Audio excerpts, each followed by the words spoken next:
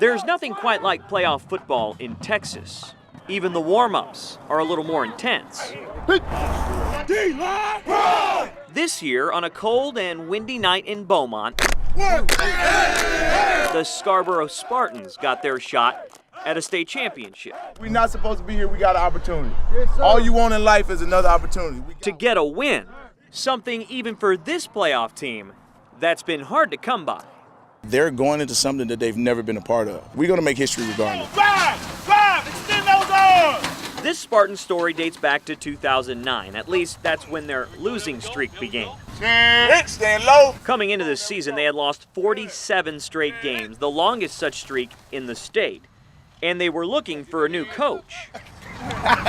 Don't get any better than this. Just so happens, Ajani Sanders was in search of something too. I was always out looking for the perfect job.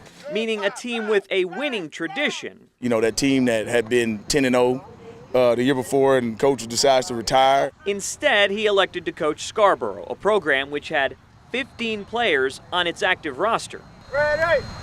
One of them, senior quarterback Titus Randall.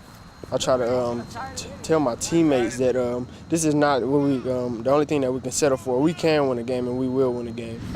Randall is from Lake Charles, where he was supposed to play for a high school known for big victories. However, in 2005, Hurricane Katrina forced he and his family to move to an area of Houston zoned to Scarborough. Randall's never won a game in his high school career. Randall's sack. Well, sometimes I get sad. I get really sad, and so I just take it out on the field. Score! Basically, starting from scratch, the first objective for Sanders as new coach was to recruit.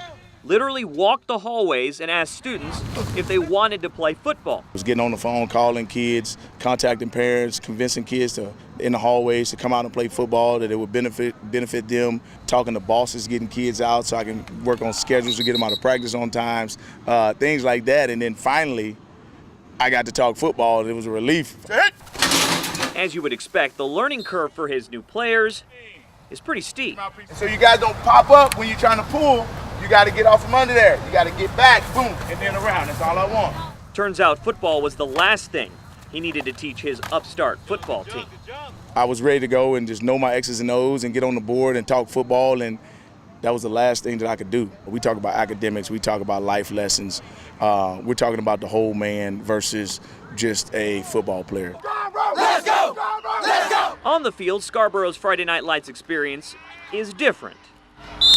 The stands are not full, and as many expected, the Spartans had their struggles.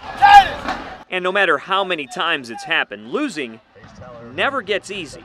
People that make fun of us, but I'm trying to change it. The whole team is, and with the new coach, I think he will help us change it. Each week at practice, they work on fundamentals. Slow down. Hey, make him run in front of you. Seemingly simple things like getting off the line of scrimmage on time takes several tries. We didn't do that. We're still running. Things.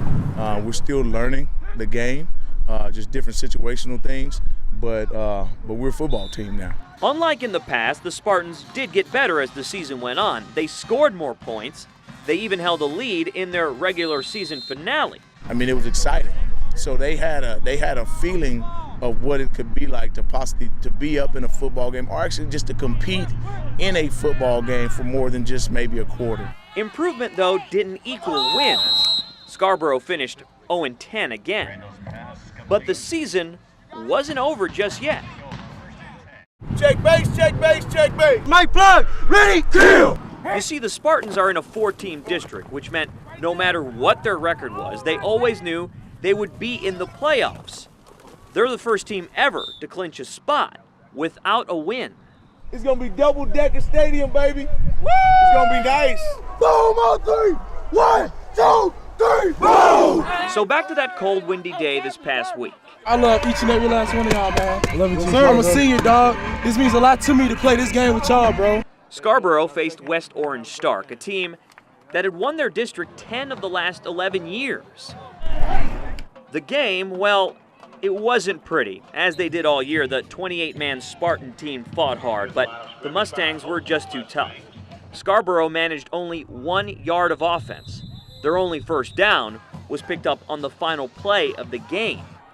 64-0, the final score. At the beginning of the year, Sanders said he wanted to coach a winner. But as each week went by, he realized he had that in front of him the entire time. Hey, proud of you, we didn't lay down. Even if the box scores and history books say otherwise. A lot of people ask her, how do you do it? These guys come out, they want to be coached, they want to get better, they want to be better young men. Then dang it, I'm going to be out here, I'm going to be coaching, I'm going to be out here for them. And that's, they kind of keep me going. And I'm loving it, I'm enjoying it.